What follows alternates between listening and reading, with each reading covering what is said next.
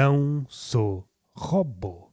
Sou o Roberto Gamito. E não há ganho nenhum nisso. Se eu fosse outra coisa que não o Roberto Gamito, estaríamos numa posição vantajosa para falar do mundo, do amor, mas estamos, mais uma vez, condenados a falar daquele assunto. Aquele assunto que se entranha em todo o lado, o bico, que começa e acaba e por vezes está no meio. O que é que tu estás aqui a fazer? Eu estava a abrir o meu coração diante desta mulher. Por que raio é que a expressão inteligência artificial apareceu aqui? Estava a meio de uma possibilidade de broche. Mas o que é que achas da inteligência artificial? Eu já vos disse, aqui e noutros certames, primeiro começou como uma piada, volta e meia, recorro ao absurdo, não o absurdo existencialista, mas uma hipérbole esticada. Quando um gajo dá conta, a realidade rapina-me. Sou plagiado por isto e por aquele. O que eu não contava é que a realidade usasse esses métodos. A realidade também está a ficar um bocado afadigada de cabeça. Mas isso é uma relação que eu tenho de trabalhar com ela, ela que vá ao terapeuta, para depois eu poder exigir os meus direitos e as minhas verticalidades perdidas. Mas temos de recorrer a ela. A inteligência artificial tentacular abraça-nos, segreda-nos ao ouvido. Ouve lá uma coisa, conhece o fantasma? E nós, um nadinha mais lúcidos, pensamos, só há um fantasma. O passado. O futuro não existe. E o que é isto? Quem sou eu? Quem é aquele? Onde é que eu moro? Onde é que eu começo e acabo? E começamos a soltar todas as perguntas que pedimos ao ChatGPT. Não há nada que nos saia do pelo. Podemos tumultuar as certezas dos outros, fazendo esta singela correção. Onde tu dizes certeza, eu semeio um ponto de interrogação. E nesse momento o mundo treme. A placa tectónica dele treme. Como estão na proximidade, tremem na mesma. Porquê? Geologicamente falando? Não, por empatia. A inteligência artificial tem-nos dado muita coisa. Se não formos críticos. Se formos, damos-nos conta que não nos dá nada. Dá-nos uma coisa, certamente, inflação e inflação futura, e uma decadência ímpar que nós vamos abraçar a ganir.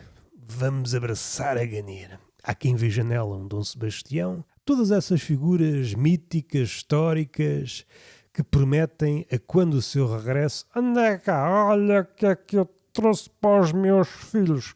Prendas para todos. Valeu a pena esperar estes séculos, dependendo da figura. Não é para aí que eu quero ir. Tenho 2 tópicos em torno da inteligência artificial. Já havia chegado a eles via brainstorm. Brincando na divagação, cheguei a eles. Olha, há esta hipótese. E eis que o mundo me alcançou na sua tontice. Uma delas é os cabecilhas, os depuradores da realidade, aqueles cujo cargo é isto é inteligência artificial, isto, vamos ver, é realidade, começam a claudicar. Começam a dar-se conta que é quase impossível.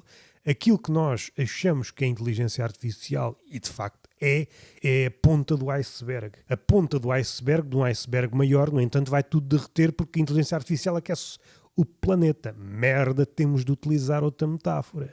Aquilo que por vezes nos dá confiança a alguns, fazer a destrinça, é só a ponta mais desajustada, mais maneta, os 6 dedos que estão mais à vista. Há uma grande parte que já nos passa ao lado, que não detectamos porque já está consoante os padrões daquilo que julgamos real. E isso vai-se tumultuar. Aliás, não começou agora. Eu acho que o alarme começou a soar quando em concursos que supostamente pessoas de olho treinado deixaram passar as imagens de inteligência artificial num concurso de fotografia. Não sei se recordam, foi há 1 ano ou 2. Vejam bem, 2 anos em matéria de inteligência artificial, quantos anos em anos de cão? Não sei. Traduzam. Vocês é que são biólogos e hackers e tradutores de anos, mas o tradutor é um traidor, então não dá para traduzir a minha vida em anos de inteligência artificial e um cão fechado num reality show. 3 meses fechado numa casa do Big Brother, o gajo entra cachorro e morre no último dia.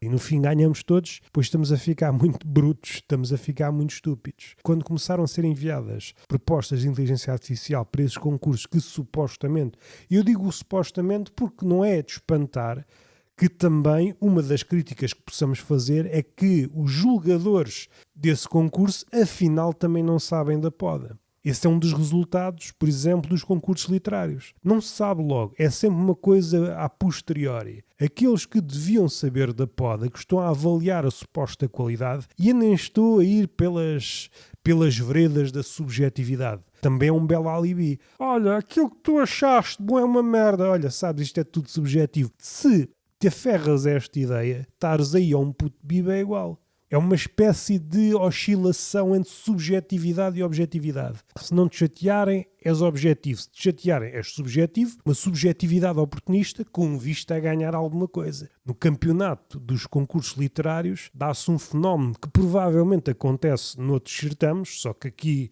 o meu olho já se demorou mais tempo e já sabe aqui os bastidores.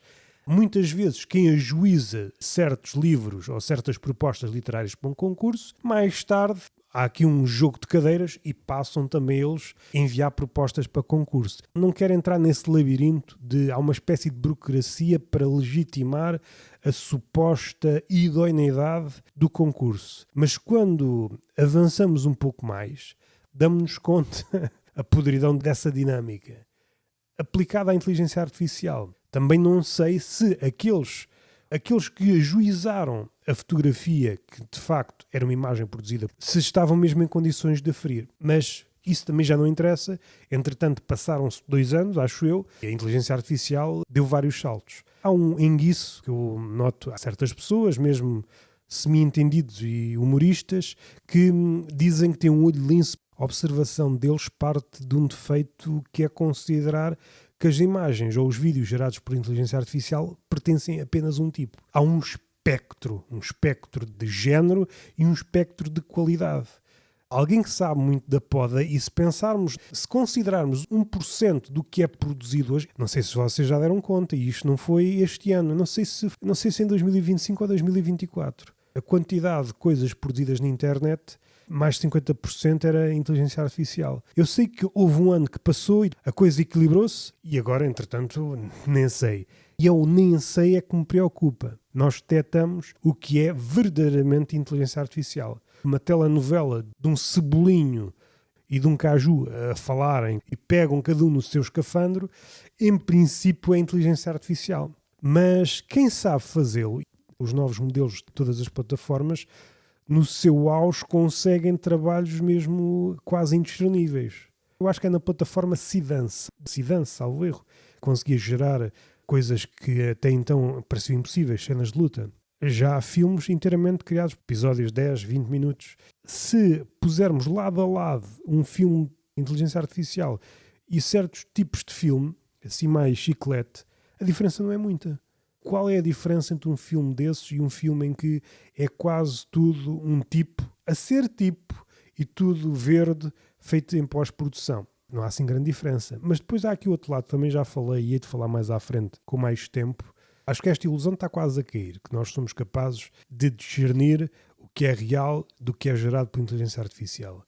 Na escrita, os perdigueiros expeditos que vêem um travessão e inteligência artificial. Mas, por exemplo, se virem as mensagens do governo, a questão não é se foi gerado ou não por inteligência artificial. Vai beber ao mesmo. Se virmos a história de certos modelos, seja a comunicação de um governo, um certo tipo de jornalismo, as coisas não andam assim muito distantes. Fica difícil. A questão não é também detectar se é criado por humanos, se é criado por inteligência artificial. A questão é que, seja criado por um ou por outro, independentemente da origem, que no fundo é sempre criado por humanos, porque a inteligência artificial é uma mostela disso, se quisermos encontrar um elo perdido, é uma escrita a marketeer, muito simples, é um em míngua e coxo. Frases muito curtas, sem subterfúgios, sem bifurcações, sempre formulaicas.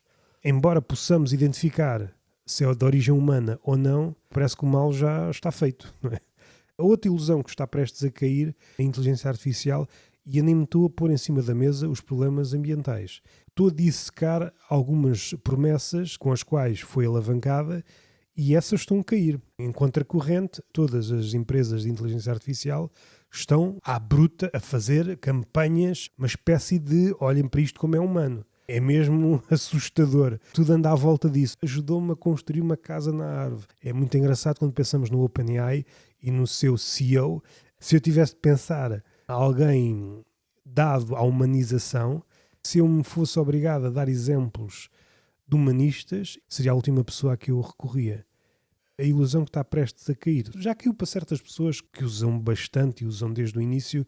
A democratização é uma fachada. Para entrar no verdadeiro jogo, se pensarmos, vamos criar um vídeo todo em inteligência artificial, supondo este cenário, foi uma das promessas que ao surgir a inteligência artificial geradora de vídeos, agora podes criar o teu filme. Vocês nem têm noção do que é que custa criar um filme por inteligência artificial.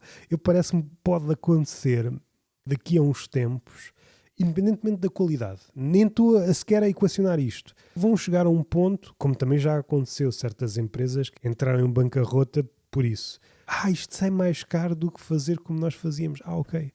E isso vai desmontar essa ideia. Há muita gente, agora democratizou-se, é mesmo muito dinheiro, é preciso ter mesmo muito dinheiro para fazer algo de longa duração. Se uma brincadeira, uns segundos e tal, umas tentativas, ok, mas para fazer uma coisa com corpulência é preciso mesmo pôr muito dinheiro em cima da mesa. E este foi mais um Não Sou Robô, com Roberto Gamito.